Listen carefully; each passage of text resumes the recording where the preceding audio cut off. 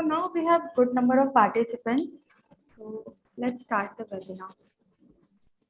So hello and good evening everyone. I Anita God would like you to welcome all to a Imarticus Learning webinar on changing landscape of BFSI in India.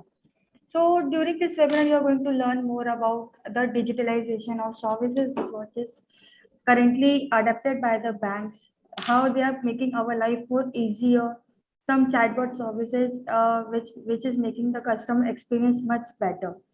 And all this webinar will be proper explained and guided by our very own speaker, Mr. Shameer Sabhlok. He is an BFSI expert with 18 plus years of experience in his field. Mr. Shami has a wide and rich years of experience into sales and marketing, channel and business marketing, advertisement, relationship management, brand building, PTL activities, and many others. He has also earned an MBA from his post-engineering degree with distinctions. He has completed his executive courses in the last year from IIM Lucknow in fintech, banking, and risk management. The University of Michigan, he did his payment technology and Wharton online from online university with a proper business analytics. Over from past 8 months, Mr. Sameer is collaborated with Imarticus Learning, where he is working as a trainer, a product designer, and a content creator for the students who enrolled in our program, which is related to the retail and investment banking. So I would like to warmly welcome Mr. Samir and would like to hand over him to take his dice forward and explain our fellow students about a more in brief for the BFSI sector, what is going on over here. Over to you, Mr. Samir. Okay, thanks Anita for the kind introduction. Good evening everyone. We have got roughly 35-37 people who are there. So we'll be talking about BFSI, we'll be talking about the future of banking, we'll be talking about various technology advancements which are happening in India and across the globe. And then we'll discuss around about 20-30 slides, and then we'll have a detailed Q&A session where you can throw your queries, questions, because as it is, Imarticus is leading banking training company, especially into investment banking or into retail banking. So they have got a plethora of expertise. And luckily in last 8 months, I have also been associated with them in redesigning and designing new banking sessions, plus making the presentations, PPTs for the Imarticus, considering whatever 18 years of experience I have got in various sales, marketing, compliance, audit, HR, into training, development, various activities. So whatever, and into both liabilities as well as asset side, and into leading a team as big as 500 people and across India. So that is about me. As we go further, we'll have a quick presentation, which we'll be starting off now. I hope it is visible to all. Yes, it's visible. Anita, is it visible?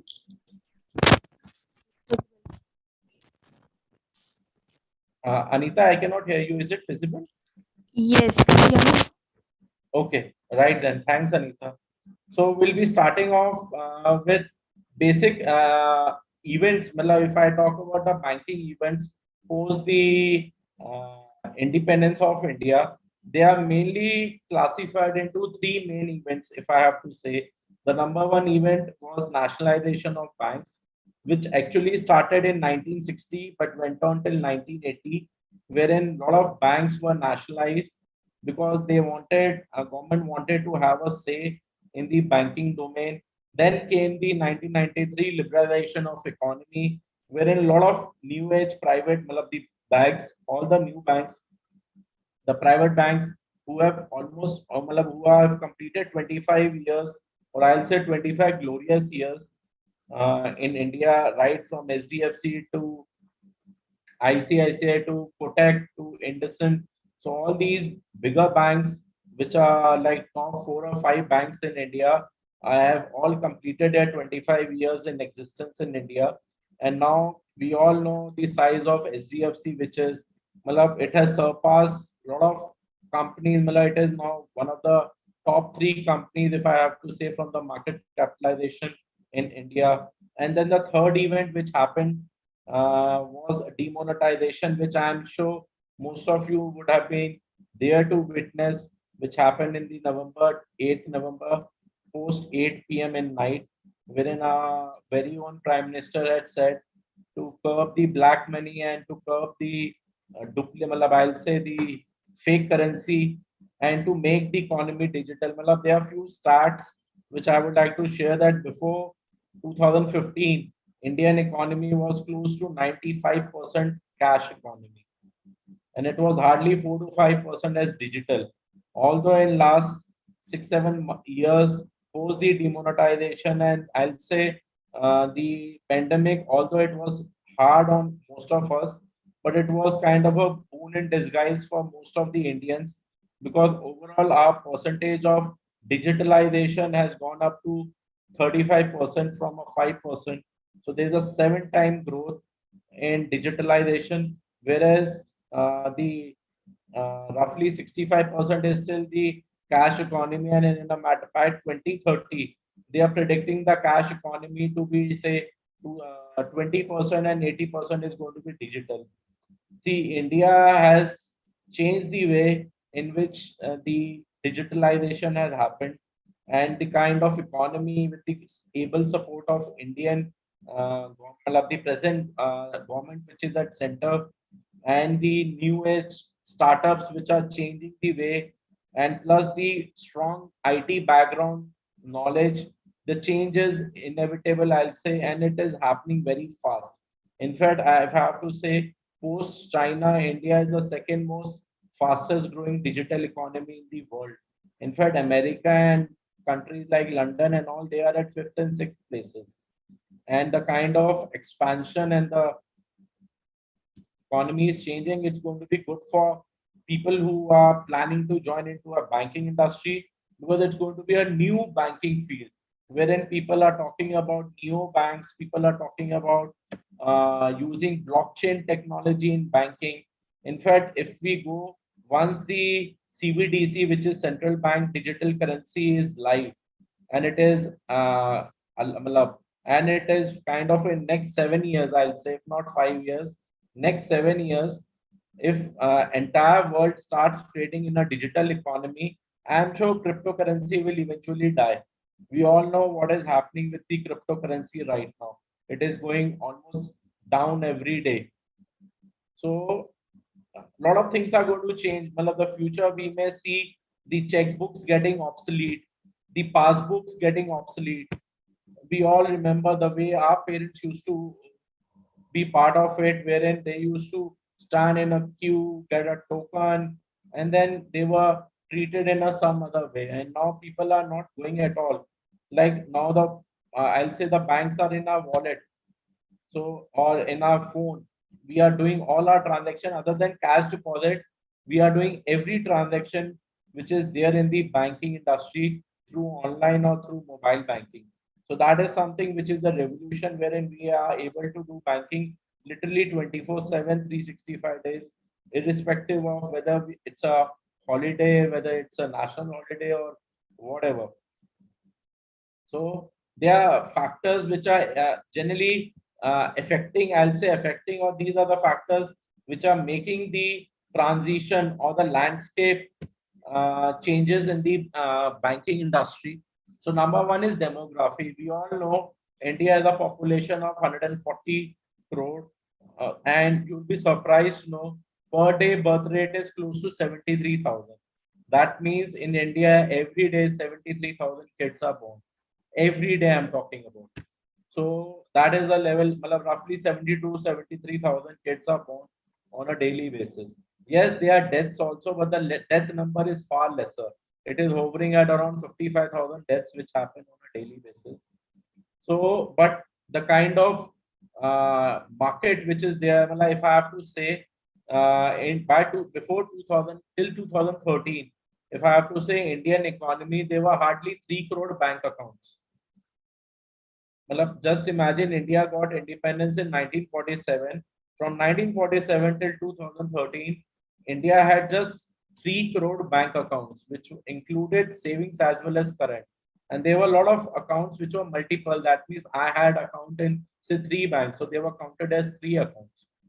So that was also the so now courtesy Jandhan accounts, courtesy the demonetization, courtesy the knowledge of filing income tax and the GST getting into enforce, courtesy the clubbing of Aadhaar with PAN with the markets. If I have to say the SEBI or Nifty, Sensex or Nifty markets or getting linked, and the overall Infosys creating a loop wherein all your transactions are getting linked. Now India stands at close to 52 crore bank accounts. You can imagine from 2013 till 2022, in a span of 9 years, India have added close to 49 crore bank accounts, and out of which 45 crores are Jandhan accounts. Just imagine the Indian government used to transfer, say, 1,000 rupees per head to the poor society of India. But earlier it never used to reach. But now, if these 45 crore Jandan accounts, which are at a poor strata of society, if government of India transfers 1,000 each to their account, that makes it 45,000 crore. So that entire 45,000 crore comes back to the economy. The reason is because all these people will buy something for their daily needs, and plus for their daily cooking needs or for their kids education, so they need this money. So the best part about this money which is coming now to the direct beneficiary is that the corruption level has reduced, and this entire money is getting back to the economy. So that is something which is there. Yes, courtesy the corona, the economy had a fall. Now with the markets getting little bit stabilized, but effective Feb, the war between Russia and Ukraine has led to further kind of a, because of oil escalation across the globe, the prices are again escalating, and hence the instability, or I'll say the inflation level is high as far as the Indian economy is concerned. But considering the entire world economy, India is still better off. So considering, again, coming back to the factors, so there are roughly 7 main factors. So we have already discussed the demography because of the widespread of India from north to south and east to west, and the population, the urbanization. Now the present government is talking about smart cities, wherein there are proper healthcare system, there are proper infrastructure, there are proper housing for everyone. So the bigger cities are, or I'll say the capital cities are becoming a metro city, and already existing 4 big metro cities are becoming a megalo cities. So a lot of urbanizations are happening. Even the smaller towns, as small as say Varanasi or Agra, which is a small town, are now coming up with their own way of, because of the you will be surprised that 5 years back the UP had just 2 airports, and now UP is talking about 12 airports. So with the change in air connectivity, with the change in the railway connectivity, the kind of with the change in express highways which are coming across India. Because why I'm saying UP, because I am from Lucknow, so that's the reason I know a lot of things which are happening in across India. So that is urbanization. Then we have got digitalization, which is something which we all started off with 2002, wherein a core banking system was put in place, and the first company, which was Infosys, who came up with the software which was for core banking, was a Finacle. And till today, 50% or even more than 50% of banks are using the Finacle system. I'm sure some of you may be working in banking industry and they know the importance of Finacle. So now, but as from 2002 till 2022. So it's a 20 years.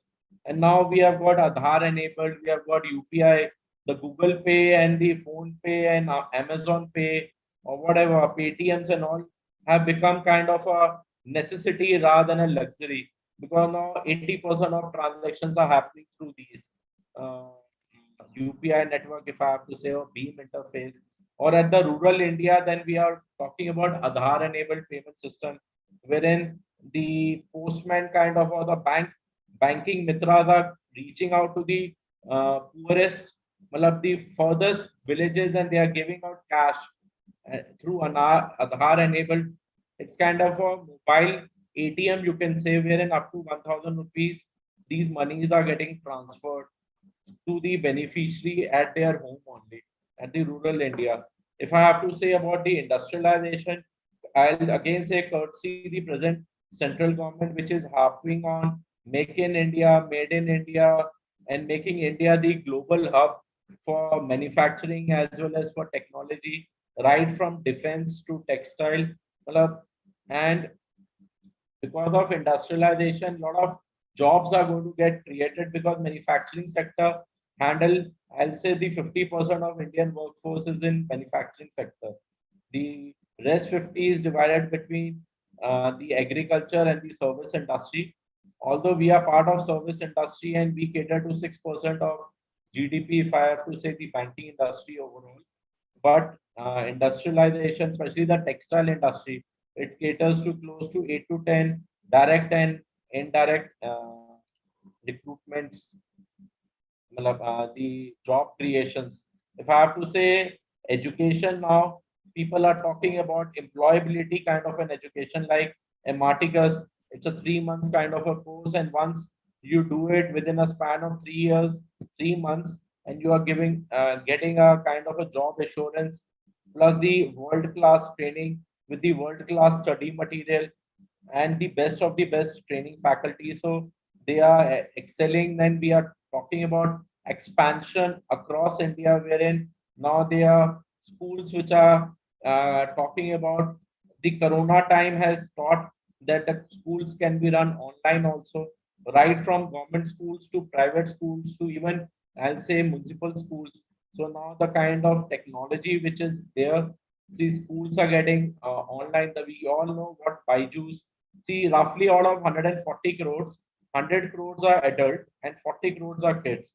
And out of 40 crores kids, Byju's has already captured close to 6 to 7 crores of kid market out of the 40 crores, because rest might not be able to afford them or still not able to get convinced with the Byju's idea. So Byju's is kind of a leading, well, if I have to say, from the world, it is leading because of the kind of subscriber base which they have got, and it is going exponential. The kind of uh, technology which they are using, the kind of market capitalization, it is already a 50,000 crore company, and by end of this year, you may have a uh, IPO also in this. So then we are talking about financial inclusion. See, in fact, if I have to say financial inclusion, we all know the Jandhan accounts which got open, and right now there are 45 crore Jandhan accounts, which are kind of a game changer, because the government of India are now directly able to send money in the form of subsidiaries or in the form of grants, or in the form, when the Corona was there, they were able to pay a lot of money, whether it was urea or normal household ration and all. So they were paying even the LPG subsidiaries, or there are so many subsidiaries to electricity subsidiary. So everything was coming directly in the bank accounts. Then we have got a Atal Pension Yojana. Then we have got a uh, various health insurance and the normal healthcare facilities, which are again linked with the Jandan accounts. So up to 5 lakhs or up to 50,000 or 1 lakh, you can get a treatment also. IU centers have been made across India. It's basically a global integration which is happening. If I talk about the currency, yes, right now currency in India is hovering between 76 to 77, which is on a very high side, I'll say, because of the weak Indian rupee and the strong dollar, you can say. or because of the present oil crisis or the COVID situation, which is now kind of a changing. So, but the economy of India is going to be stable at least for next 5 years, wherein the Indian government is planning to make it a $5 trillion economy by 2025, although it is hovering between 2.6 to 2.7 right now. But they have plans, they have money, they have. In fact, this year's budget was close to 40 lakh crore, which itself shows that the government is planning to have a huge expenditure and whatever for the betterment in infrastructure and for changing the entire gamut of Indian economy. So these were the, although they were negative, as I said, the Indian population, if I have to say, 80% is still in rural India. So the digital banking as such has reached, but people are still hesitant to use it because of the less literacy, I can say, or they are scared because it can get be there can be a cyber issue or cyber fraud may happen, and that 1000 rupees, which looks small for the people who are staying in part of India, but they are, it's a very big amount, but it's kind of a entire month's salary, you can say, or entire month's saving, you can say. So it's a very big amount.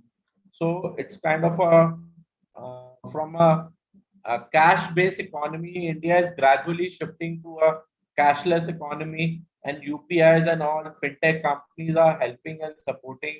In fact, if most of you must be following this year's IPL, I'll say 80% of companies are either in fintech companies or edutech companies or a food tech company or a farm tech companies.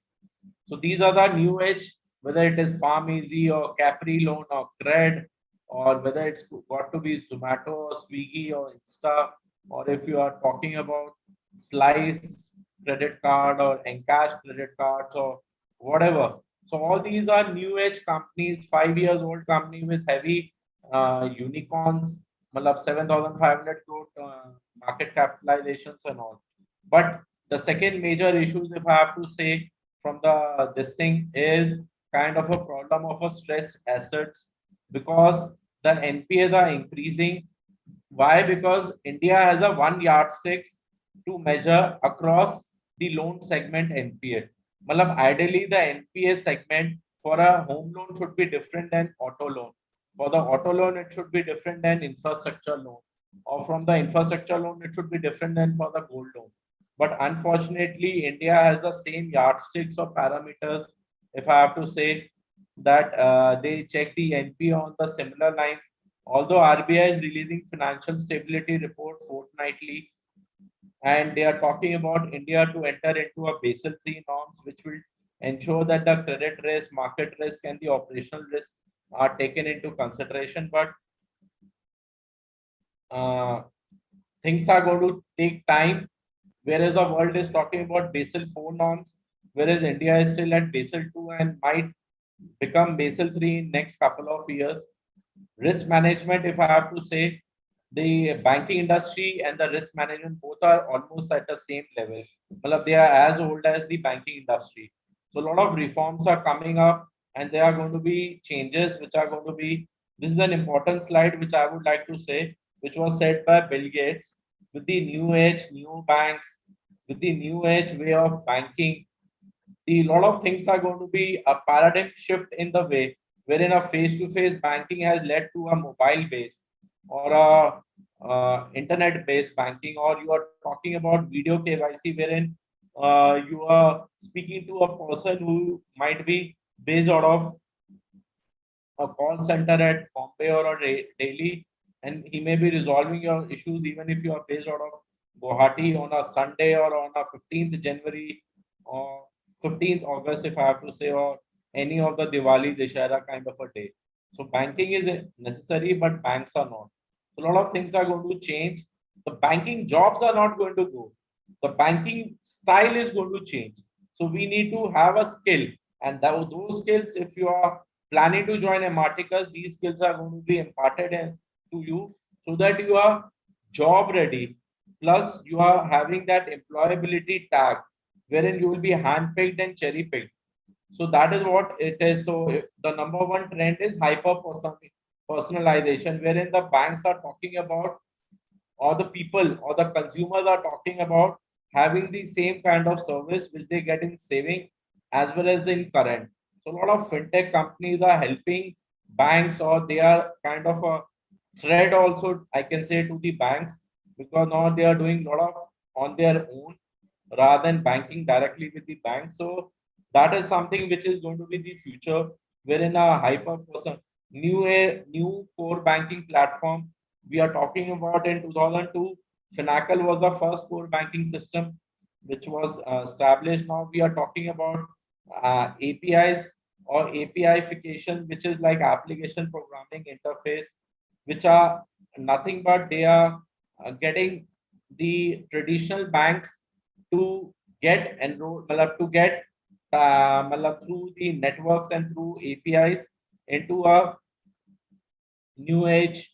Like I remember IndusInd Bank got tied up with Upstocks. So what happened is Upstock got the base of IndusInd Bank, and IndusInd got the easy way for their own customers to have a trading. So that was something which was very important, as well as it was a kind of a win-win situation for both customers as well as the new age companies. So these are happening because the traditional banks, which had a closed architecture, so now all the banks are creating their own or changing their own architecture from a closed way to an open way, wherein they can have a tie-up with various fintech companies to support their this thing, because fintech companies are very agile and they can change, whereas banks, it becomes a very tough, it's something like making elephant dance. So banks are tough to change because of lot of regulatory issues and because of the softwares which are installed. So they are not going to be changed so soon. Although things are changing very fast, the open architectures are coming into place, whether it's the open banking wherein data sharing is happening, account aggregators are coming into the page. See, we all know what are these Swiggy's and Zomatos. They are basically a food aggregators. So now in the banking, they are account aggregators, wherein the government of India is using this to ensure that the credit gap, the MSMEs, the new age customers are getting, they are they get the credit from the government of India, plus they are part and parcel of the economy because they hold a lot of importance. MSMEs of India, they are close to 12 to 13 crore MSMEs in India. So they are having a very important say in the Indian economy. As I said, banking as a service, which is now banks are talking about having a cloud server kind of a arrangement so that it can be easily addressed, and data can be saved and there is no problem. Major consolidation, that means a lot of banks now are getting consolidated. In fact, a lot of fintech companies will also merge over a period of time. Why? Because it is better to have a relevant fintech company or a relevant bank which is catering to universal banking, which includes your corporate banking, investment banking, retail banking, wholesale banking, and all, rather than having a specific only retail bank or a corporate bank or an investment bank. Embedded finance, we can all say it as a game changer. We all must be using Flipkart, Amazon, Flip, and whatever these new age food tech companies like.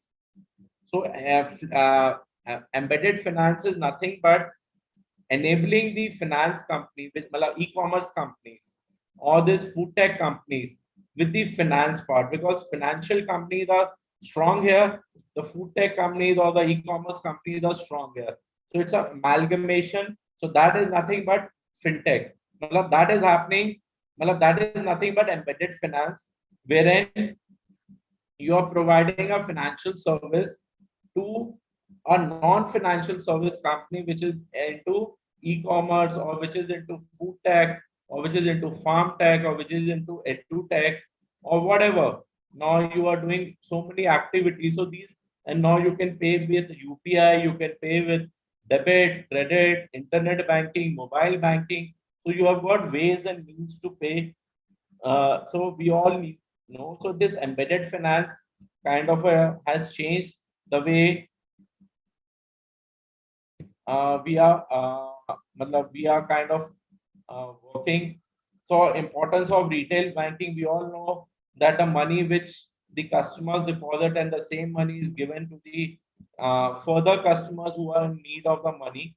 So this entire arrangement where is taken care by retail banking system, which is it's a bank for the masses, which takes care of savings and current account, which takes care of mortgages, which is loan against properties or home loans or personal loans or credit debit cards or various loan against securities, loan against gold loans, or it takes care of your forex transactions like letter of credit or bank guarantees, or it takes care of CC and ODs, which are cash credit or overdraft facilities. So various banking advantages are there.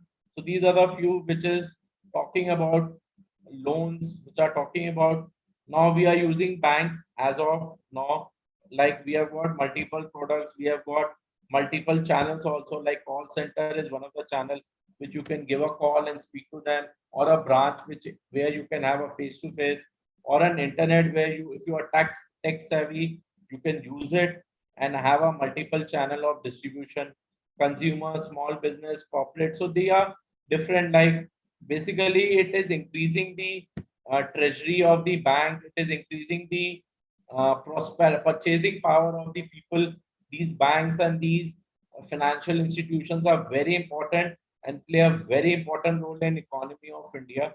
So these are very important, like if I have to say the purchasing power, but still it's a long way to go. As I said, there are close to 140 people who are there in India, 140 crore people, whereas the bank accounts which are present, which includes both savings and current, which includes even duplicate account. That means a person may have say 5 accounts, so it's counted as five. So they are close to 52 crore bank accounts. So there's a huge household rural population which are still not banked. So now government of India is expanding so that almost all the people in India they are banking. And secondly, you'll be surprised to know if I have to say that if there are 100 crore adult population in India, only 5%, that is 5 crore people file income tax return. And further, only 1.5% people actually pay tax. 3.5 crore people are filing income tax with nil tax. So that means they are not paying tax. So you can imagine 140 crore people in India, but the people who are actually paying tax are 100, just you can say 1.5 crore. So that's a disparity between income tax payers and the money which is being given as a subsidies to the rural people. So this is something which government of India will take a look, what I feel so, and should take a look, wherein 100 crore adults should ideally be filing all income tax so that it is beneficially, at least file income tax even if it is nil, so that tomorrow once your income starts, then you can pay the tax also along with filing the income tax. So that is something which is there. So I was talking about universal banking or the full service banking. So which talks about retail banking, corporate banking, investment banking. There are different features. Retail banking is for masses, corporate banking is for corporate customers, and investment banking is more towards the banks or the investment banks, which is dealing in equities or securities or mergers and acquisitions and all. So it has different percentage. The present issue which is getting bridged by most of the fintech companies are that the customers are not satisfied with their traditional banking. So that is something which is getting addressed right now with most of the. So these are the new age banks. If I have to say, if neo bank. In fact, we all will be surprised to know that the North America, 29% of people are now banking with neo banks. Neo banks are the digital banks which doesn't have a physical presence. Malab, everything is on digital. They have a kind in India, they have a tie-up with a parent bank, but that parent bank is only for cash deposit and for support. Whereas all the transaction, if I have to say in India, Open is one of the new banks. Uh, uh, if I have to say, Yono is one of the neo banks which has got a tie-up with SBI. 811 is another neo bank which has got a tie-up with Kotak. So there are a lot of neo banks which are there. Navi is one of the neo banks. So a lot of neo banks, there are top 10 neo banks in India which are flourishing. And the future of neo bank is close to $100 billion. So very soon you will have, as and when the cash economy further goes below 40%, the new banks are going to be the only banks which are going to survive across globes. The traditional banks might not exist then, but that's going to be at least for next 10 years. That's not going to happen in India. So there are advantages, there are disadvantages. The NPAs are going up. Although post 2015, a lot of cleaning of book accounts have started happening, and a lot of bank. We all know what happened with PMC. We all know what happened with PNB. That Nirav Modi issue. We all know what happened with NBFCs in the form of India Bulls or DHFL or ILFS. So these now RBI is getting tight and stringent.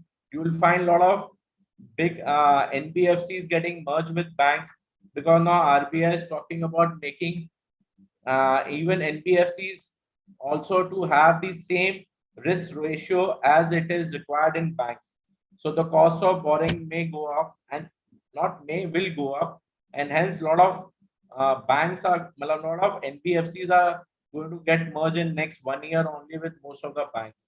So that is going to be good because the overall technologies are going to change. We are already talking about digital transformation. These are the 10, I'll say, retail banks enabling which are happening across the globe. So that is number one, digital transformation. Number two, AI enabled personalization, wherein the banks are using artificial intelligence, machine learning, deep learning, and helping and enhancing what customers want. Like Trade, if I have to give an example, just by paying credit card and seeing the track record, they are offering loans. And if you just have to say click on yes, and 5 to 10, even 15 lakh worth of loans are given without any documentation, without anything, just because they are giving checking your KYC. So now things are changing. Now people are getting loans in 30 seconds. Whereas the traditional banks, it was not possible even by spending 3 days or 4 days of follow-up. So things are changing. Cyber security is an issue. Data privacy is again an issue, wherein a tokenization is not taken into consideration, wherein the data are getting saved in Indian servers, and that's when the American Express or Mastercards had to shut down their new banking, had to shut down their new business, although they are servicing their old business, but had to shut down because they were not willing to have the data stationed in India. They had their data in America. As I said earlier, cloud computing is changing the way, wherein now a lot of chief risk managers, chief technology managers are getting equal importance vis-a-vis CEO or CEO. So now most of the banks are talking about these, wherein a proper operational, they all are part of operational risk, wherein any mistakes are not there, so that the banks are not put in the scrutiny, or there is no uh, leak, which I have to say, data, customer data leak, which happens.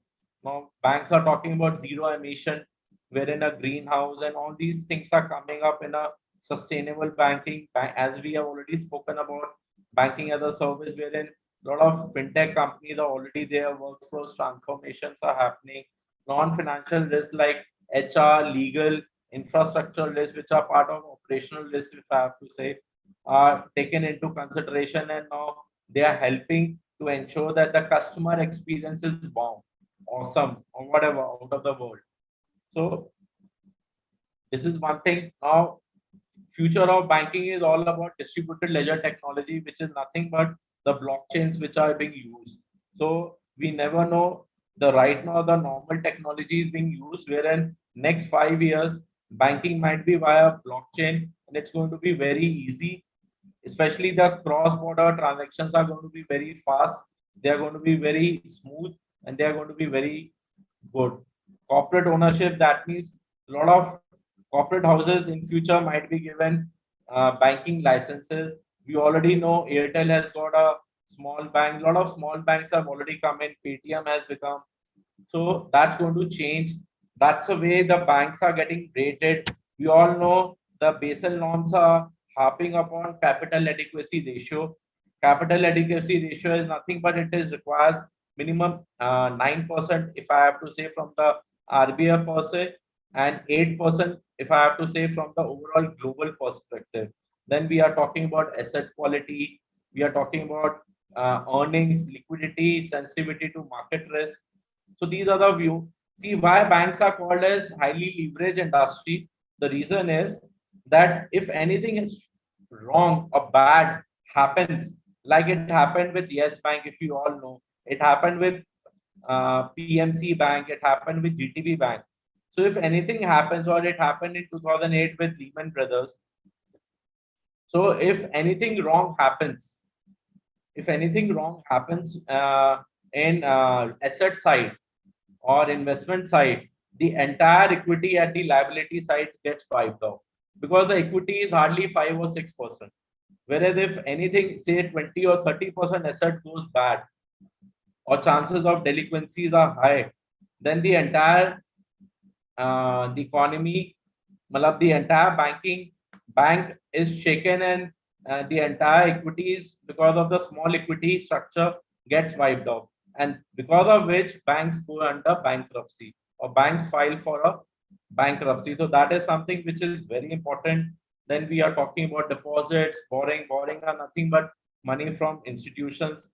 Deposits are close to 90-95%, but they are volatile, because any day customer can deposit, any day customer can withdraw.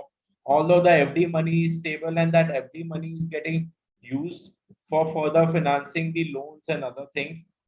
Reserves are nothing but the profits which get plow back into the uh, companies, liabilities, provisions, loans, and they are basically the loans. 25% is of the liability, well, asset side is investment, whereas 60% is close to loans and advances. So that is something which is very, very important, that we have to ensure that the loans and advances are taken into consideration. This is just for laugh, that if money doesn't grow on tree, then why do banks have branches? So this is about it.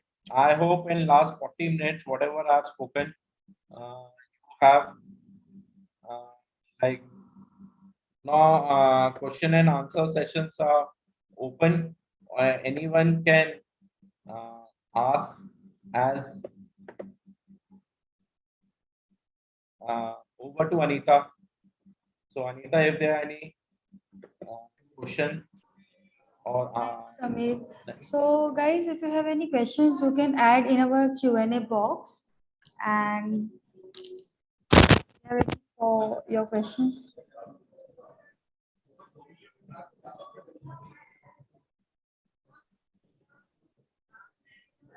So there is a chat box as well as Q&A box. If you have any query related to uh, the banking or the program or what Imarticus is doing, you can ask anything.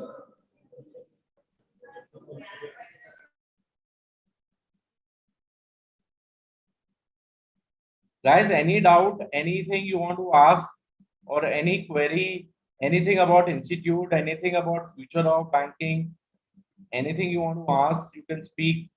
You want to speak up or you want to write, I'm there to answer.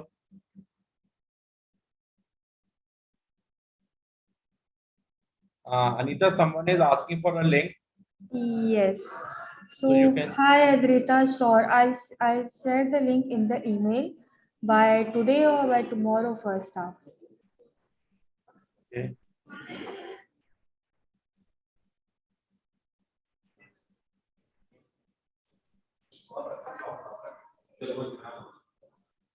Any questions or any doubt or anything you want to share, like you are working or you aspire to join Imarticus, because of the reasons which you would like to ask.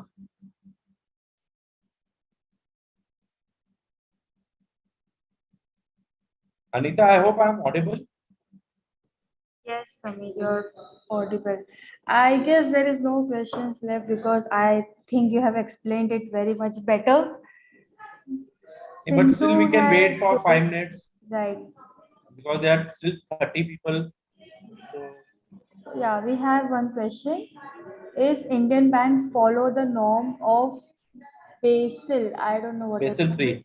Yeah. See, if I have to say, who is this person? Navnath Vakchore. Okay, see, if I have to say, right now, India has still not adopted Basel 3 norms. India is presently at Basel 2. It was supposed to be adopted in 2020, but because of pandemic, it is postponed for next 2 to 3 years. So there are high chances that India might adopt Basel 3 norms by 2023. That is what matlab, are the chances. So right now, whereas the world is talking about Basel 4, but right now India is still at Basel 2 level. Basel 3, see, there is a lot of costing involved from Basel 1 to Basel 2, Basel 2 to Basel 3. So that is the reason, because of the pandemic, India has delayed this by 3 years. So let's see, hopefully in 2023 it should be there. I hope it's okay.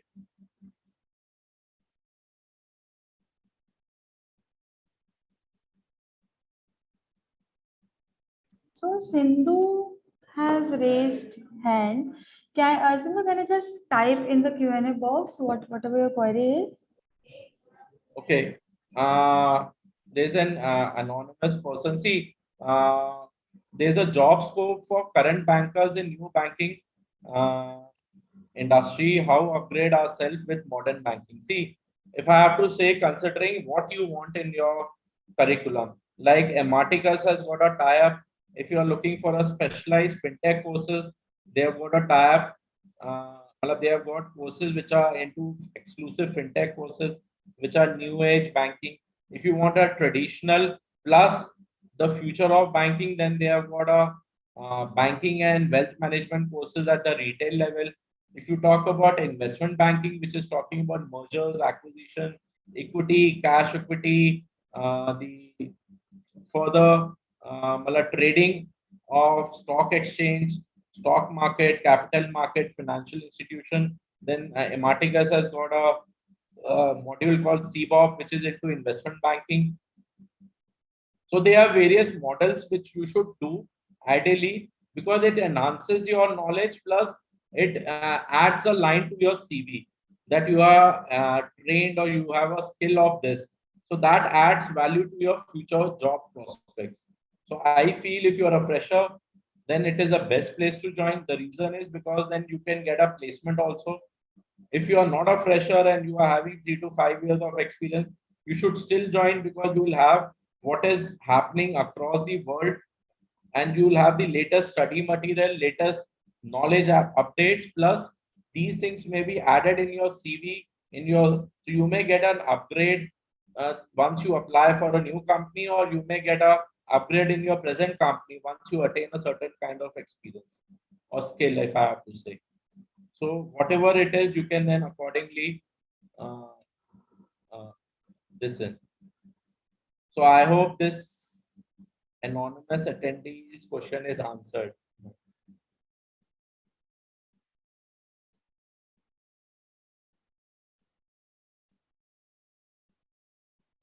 So there are more two questions in the chat box. One by Sonali. How can I join private bank after graduation? See, I can only say uh, that if you talk about joining a private bank, then all the private banks in India, whether they are ICICI, SDFC, Axis, Kotak, IndusInd, they hire people who are from uh, either B school, that is MBA, or they hire graduates who have qualifications or who have a skill knowledge from either Imarticus or other couple of more institutes are also there in India. So mainly Imarticus students, they are given an upper hand because of the structure which is there, their knowledge level, the quality of slide, the knowledge, the level of knowledge, if I have to say, the training capacity, the trainers are excellent, the material, the content is excellent. So these 3 months of course, if you are able to spend overall, another thing which I would like all of you, that whether I don't know whether you read Economic Times or not, or whether you read Times of India or not, please do subscribe these newspapers on a daily basis. They are going to be a very good way to know your knowledge level. So that is something which is there. There's another question called Ritujaj Shinde. See, all the companies, whether they are fintech companies, NBFCs, banks, they are coming either to Imarticus, or they are, as I said, there are a couple of more institutes. Mainly Imarticus, they are coming because they are churning out 500, 600 students every month. So that is something which is there. There you can check the Imarticus website. There are courses for investment banking. There are courses for retail banking. There are courses for exclusive fintech banking also. So depending upon the area where you want to go, there are courses which are going to be talking about your retail as well as wealth management, which is the overall banking, which includes your uh, the overall as a relationship managers in the field of frontline sales or frontline marketing, or if you are having a credit analysis also is one of the courses, then you can be at the back end credit analyst, or you, if you want, you can have a investment banking wherein you can Uh, see, again, there is an anonymous attendee. See, if you are a fresher, then 100% job guarantee, if I have to say. Anita, correct me if I'm wrong. Yes, right. So if you're a fresher or having a minimum years of experience, like one or less than one, you will getting the opportunity to get placed by Imarticus. We have some good companies tie up with us, where we are going to provide us the full support for the placementship.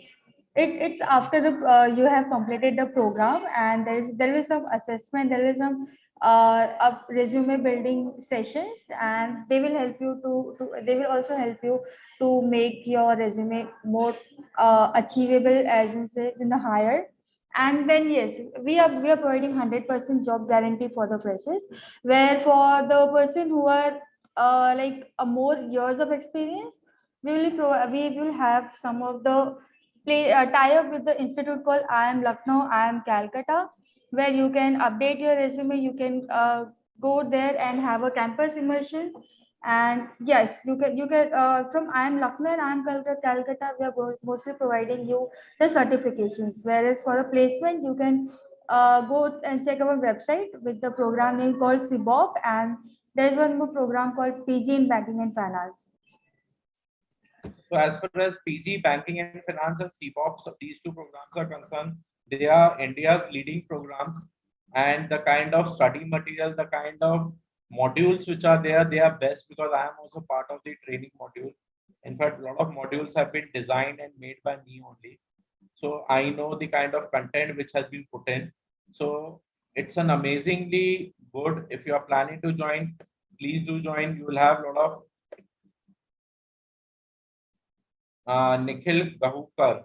See, Nikhil, if I have to say, with this course, I'm sure the kind of learning which you are going to planning to get. So you will have an assistance, not a guarantee, because you already have a 4 years of experience.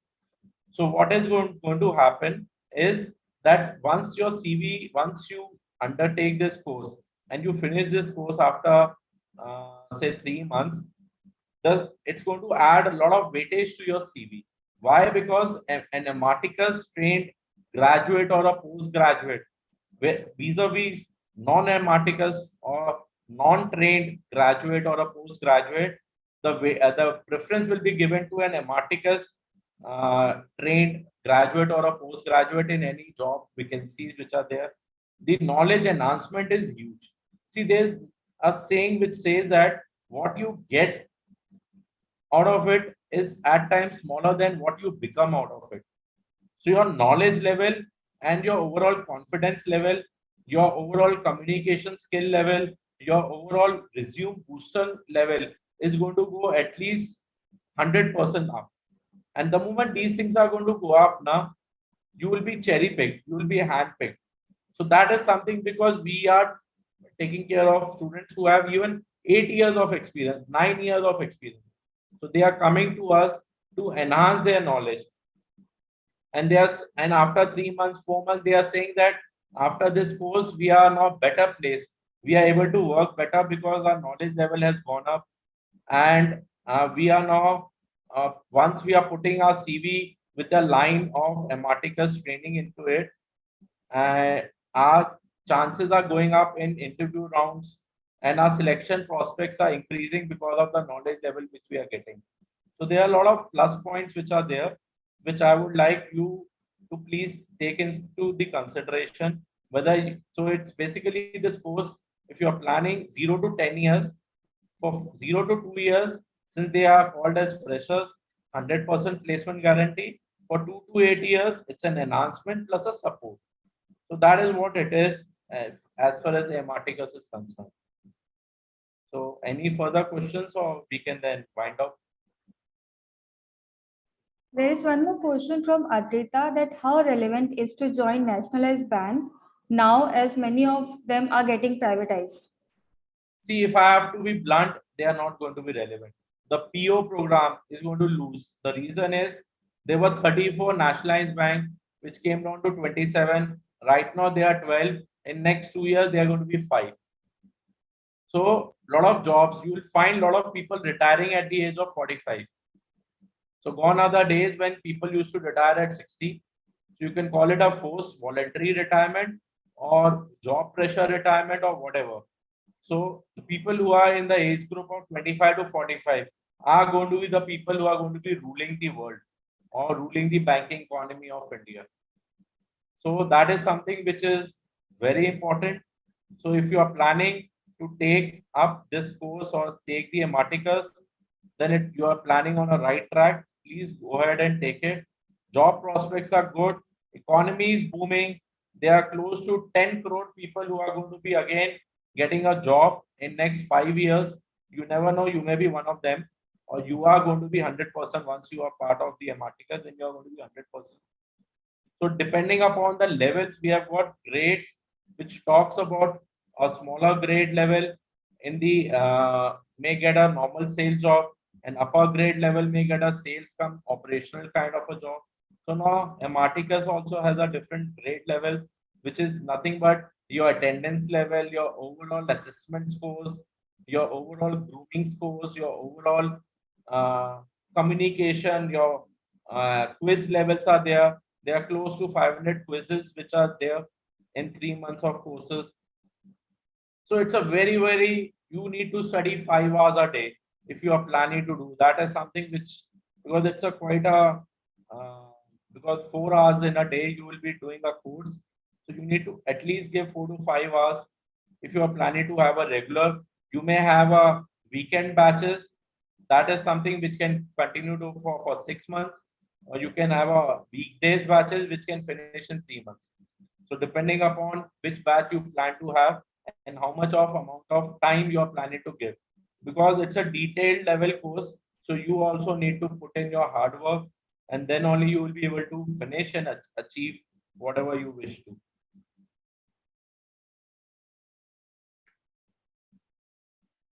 Anita, any more?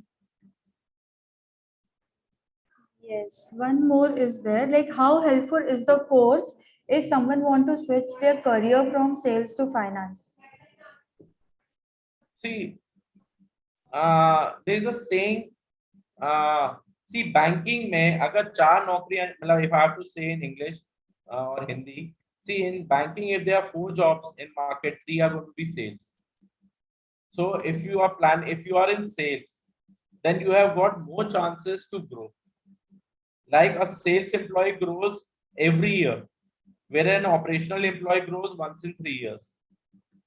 So that is something which is there. So banking is all about sales. Even if you are in a part of operational, you have to do a front end sales or a back end sales or a non-cust face to face or a face to face sales. So if you are planning, you can, yes, you can take up investment banking in which your clients are going to be say Europe or US. So, but you have to do a sales at Europe or US level, which may not be face to face, but over the phone or over the video call. So that is something, if you're planning to get out of sales, then banking is not, no industry, if I have to say, whether they are telecom, banking, FMCG, consumer durable, white good, any company, sales is an integral part. So that is something which is there. Investment banking, yes, you can do CPOP course. So there are very high chances that you may not have to go out and market and do sales, but at the back end, you will be doing sales. So that is something which you can take up. But don't get scared out of sales here. Sales are important. Whether you are an IM passed out, still you have to go out in market and do sales. Yes, your salary levels are different, but everybody has to do sales. I guess this was the last question for us. So thank you so much everyone for joining the session. If you still have any doubts or query, you can visit to our website, imarticuslearning.org, where you will get a number of support from our live chat agent, where you can ask your questions there, or if you want, you can directly fill the form and our career counselor will directly call you or give you a message regarding the any query you have. And soon you will be able to enroll for a program if you are looking for a proper program from our end.